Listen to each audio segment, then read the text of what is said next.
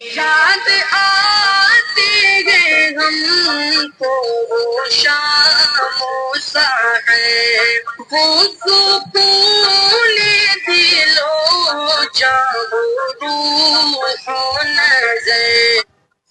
بسم اللہ الرحمن الرحیم۔ نبی کریم صلی اللہ علیہ وسلم کی خدمت میں حاضر ہو کر ایک شخص نے عرض کیا کہ اللہ کے رسول صلی اللہ علیہ وسلم، مجھے سکھائیے اور اختصار کیجیے۔